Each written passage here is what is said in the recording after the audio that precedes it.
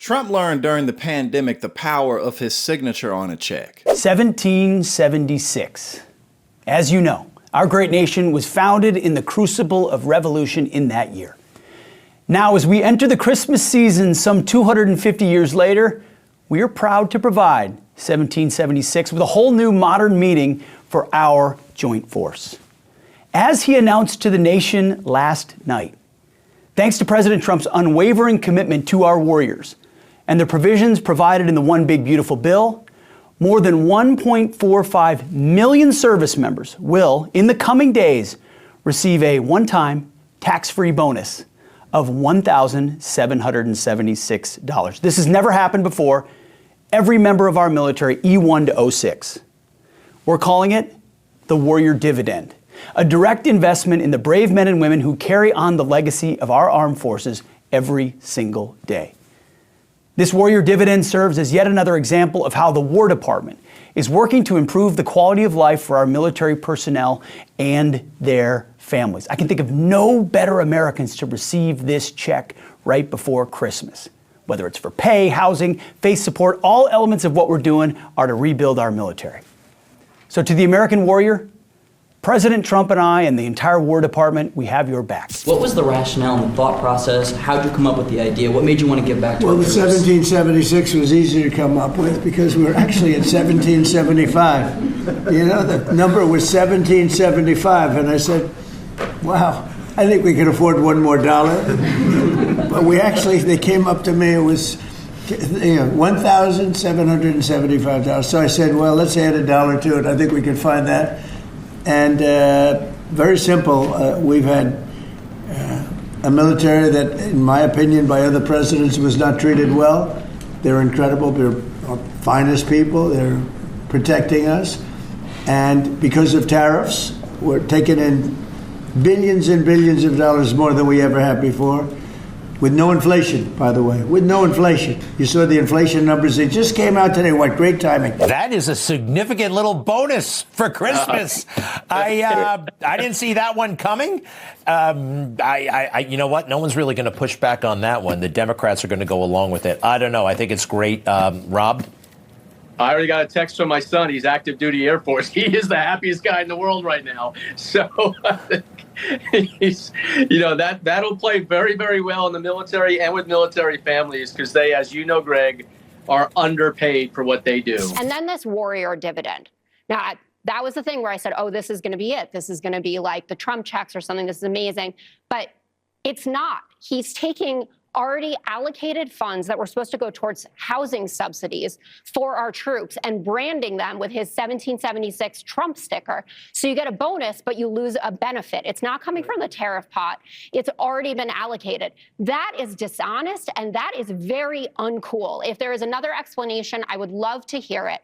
But if that is your big marketing item from all of this, and you are just taking money from troops that are moving to a more expensive place and need extra money to live in San Diego, so you can say that you gave them a rebate that's not even from that tariff pot, not uncool. I understand it is coming from the tariff pot. Real quick, I did want to add, and I'm trying to find it now. They did do a fact check on this warrior dividend, and they said that the money is basically congressionally allocated reconciliation funds intended to subsidize housing allowances for service members. Meaning that money was theirs anyway. He just moved it from one place to another and made it a check for the service members. Again, hey, I gave you something, but I really took it from over here. It's like a classic shell game. Yeah. On one hand, you have to think of it as an escalation on two fronts.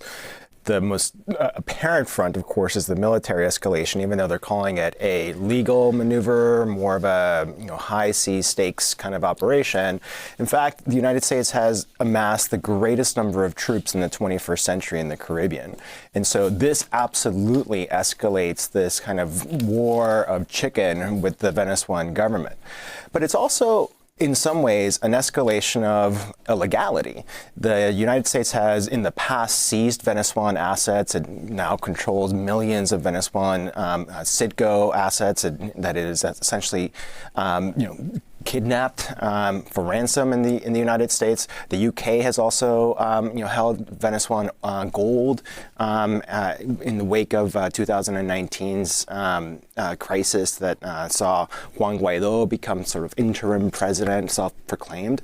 And so that kind of escalation is very significant and worrisome. It's been interesting that the Venezuelan government's reaction has been really disciplined. They've not fallen into the trap of trying to be goaded into some kind of, response that would surely bring greater military action on the part of the United States. So I guess this is the steak and lobster dinner before the U.S. invades Venezuela, because as we know, we've literally murdered, I'm going to use those words because that's what it is, over 100 people off the coast of Venezuela, allegedly drug traffickers, more likely fishermen. But as we've talked about, even if they were drug traffickers, that doesn't give us the unilateral authority to take their lives. No empathy whatsoever. And even if you don't want to have any empathy, there's no due process.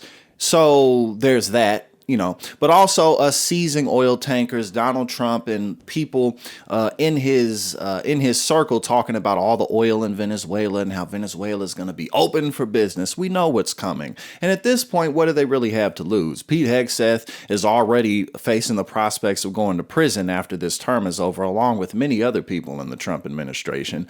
But at the end of the day, sending out these warrior dividend checks, it's not going to make people in the Army be in favor of this. We've already had top officials resign over our actions in South America, on top of the fact that the military has issues with recruiting anyway.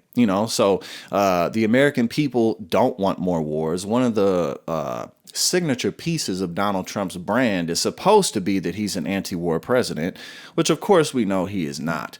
So these warrior dividend checks aren't going to do for him what he hopes, but I guess it's a good thing that they're going to get a little bit of extra money, considering that they too are a group of people who are underpaid in this country.